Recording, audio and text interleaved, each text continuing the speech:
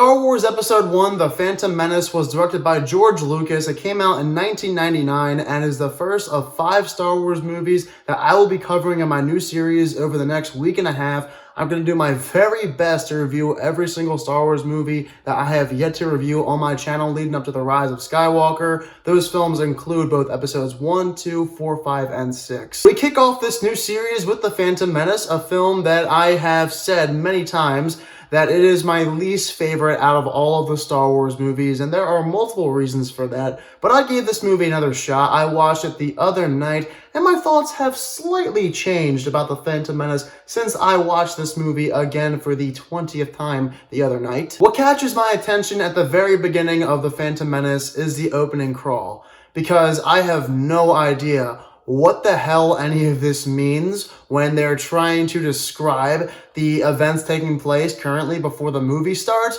What is this? Why is this in the opening crawl? None of this makes any sense to even somebody like me who's an adult. Taxation and politics? Why is this in the opening crawl? It makes no sense. The flow of things not adding up continues in the first 30 or so minutes, and at this point, I'm not invested at all in The Phantom Menace. I feel like the first 30 minutes of this movie are very dull. They do nothing to get us interested in the story of this film. It's all about politics and the Trade Federation going against the Jedi and the Republic. I don't really care. It does not help this film's case that none of the characters are exciting. Every single one of them is boring, and the one that's not boring is just a mediocre character in Jar Jar Binks. A lot of people say he is terrible. I don't think he's terrible. He does not bother me like how he bothers other people.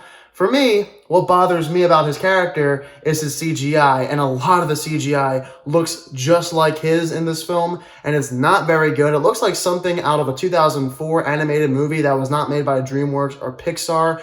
That's the kind of animation we have right here in The Phantom Menace. It looks horrible. To say the least, though, the characters in this film, Obi-Wan Kenobi, Qui-Gon Jinn, Princess Amidala, yada yada yada, none of them are interesting, and I do not care at all about any of these characters, at least in the first 30 or so minutes. I'll tell you why my opinion changes a little bit soon, but first, let's talk about Tatooine and the entirety of this sequence of events where the Jedi go to Tatooine. They find Anakin when they're trying to get fuel for their ship that breaks down. Sure, while the characters in this movie are pretty boring and none of them are interesting, I do think the performances are fine for what they are, nothing special, but good enough. Jake Lloyd, on the other hand, well, as a young Anakin Skywalker, he kind of sucks. It's not the worst performance in the saga, but there were multiple times the other night where I was watching this film and Anakin would speak and his dialogue was atrocious. I laughed hysterically. It's simply not good dialogue, and we all know the writing for this movie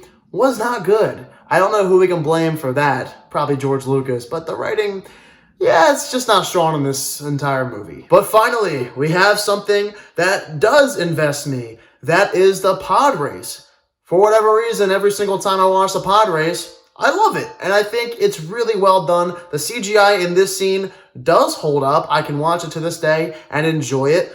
I give George Lucas props for making a good pod race, but then everything is quickly ruined after that once we get through a fast Darth Maul versus Qui-Gon Jinn battle on Tatooine, because then the movie moves onward to Coruscant in what turns out to be one of the worst sequence of events in all of Star Wars. I remember watching this as a kid, not caring at all when they are on Coruscant. All the Jedi, they're very mean towards Obi-Wan, Qui-Gon, and Anakin.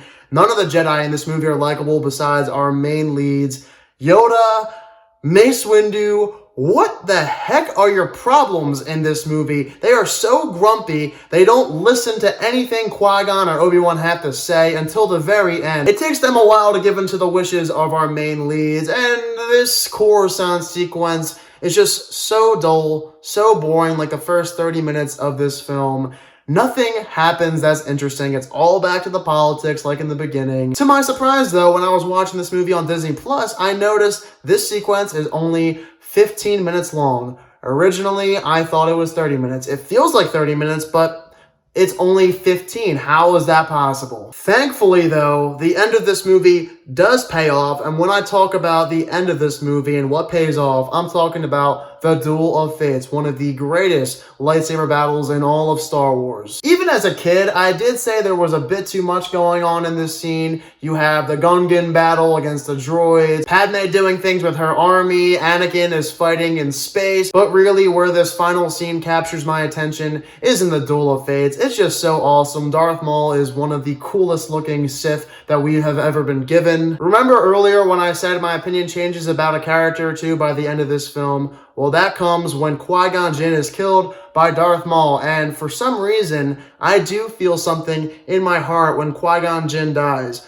I like the guy. I think he's a boring character and doesn't give much in this film for me to care about him, but Liam Neeson and the character Qui-Gon Jinn are okay enough for me to feel at least something because I am human and I like Jedi. I don't want them to be killed. The last thing I want to touch on with the Phantom Menace is something that happens at the very end of the film. It's when Yoda and Mace Windu are talking to each other about Darth Maul's death at Qui-Gon Jinn's funeral, and Mace Windu wonders whether or not Maul was the apprentice or the master, and the camera pans down to Palpatine foreshadowing what's to come in Episode 3. It's one of the coolest shots, and I think it's my favorite from the entire movie. That's pretty much all I have to say about the Phantom Menace. I think this movie is underwhelming in a lot of scenes, but there are some scenes that are some of the best from all of Star Wars, and the film was not as bad as I remember it being last time I watched it. It does have some good moments like the Duel of Fates and the pod race, but then again, some of the characters in this movie, they're really hard to care about because of how boring they are, and the script is simply not good. A lot of the film revolves around politics and things I do not care about, so that's why I'm not going to go fresh with my rating. I'm giving Star Wars Episode 1, The Phantom Menace, a 59%. It just misses the fresh rating for myself, and that's because of the obvious. The characters aren't good. The movie is kind of boring in some parts. The movie does not have the heart and soul that some of the other Star Wars films had that made them so good. And the film is not awful. I don't think this is a terrible movie.